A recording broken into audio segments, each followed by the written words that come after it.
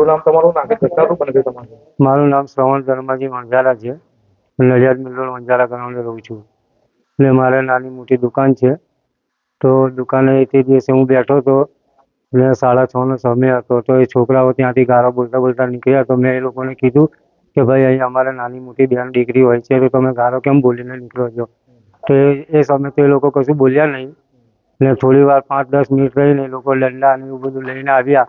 ને પછી મને ડાયરેક્ટ જે લોકોએ એવું કીધું કે ભાઈ કે તને બહુ ચરબી ચડી ગઈ છે, આમ છે તેમ છે, એવી રીતે કરીને વાતો કરતા એ લોકો વાતો કરીને ગાળો બોલતા હતા. ત્યાં લગીને આ અલ્પેશ મુકેશ પાછળથી આવી ને મને 2 હથોડીના ઘા મારી ને નીચે પાડી દીધો. ને પાડી દીધા પછી એ લોકોના જે બી સભ્ય 4-5 જણા હતા એ દંડા ને એવું બધું લઈને મને મારઝૂડનો બહુ ખરાબ હુમલો કર્યો. પછી મારી છોકરીઓ પણ વચ્ચે પડી તો મારી 2 બેબીઓને એમને બી દંડા ના મારવાની જગ્યા ઉપર એમને પણ દંડા માર્યા.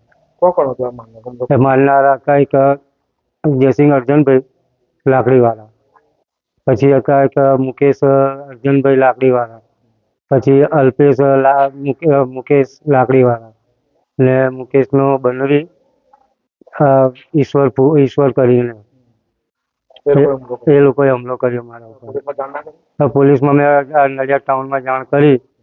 નડિયાદ ટાઉનમાં જાણ કર્યા પછી અમે લોકો અહીંયા હોસ્પિટલમાં આવ્યા. પછી એ લોકોને ત્રીજે દાડે પોલીસવાળાઓને પણ કીધું કે ભાઈ કે એમનું શું કરવાનું છે? તો કે હાથમાં નથી આવતા, આમ છે તેમ છે, ફલાણું ઢેકડું. 4-5-6 દાડાથી એ લોકો મને બહારના જ બતાઈ કરે છે.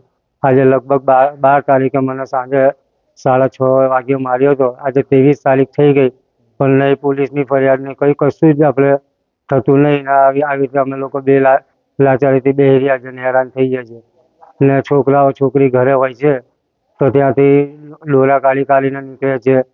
ને આવી રીતે હજુ પણ એમ કહે છે કે કોઈએ પણ કે આ લોકોની સાક્ષી ભરી કશું બી કર્યું તો કે બધાને કે મારવામાં આવશે.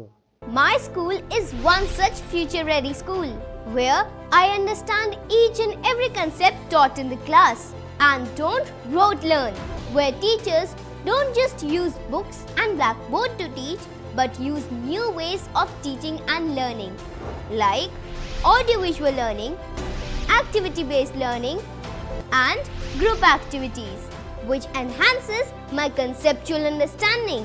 My school also teaches coding, which is an important 21st century skill. Not just that, I get an opportunity to showcase my skill on a national platform. And with all this, I acquire important skills that make me future ready and confident. Would you also like to know where is my future ready school? Visit now and see for yourself.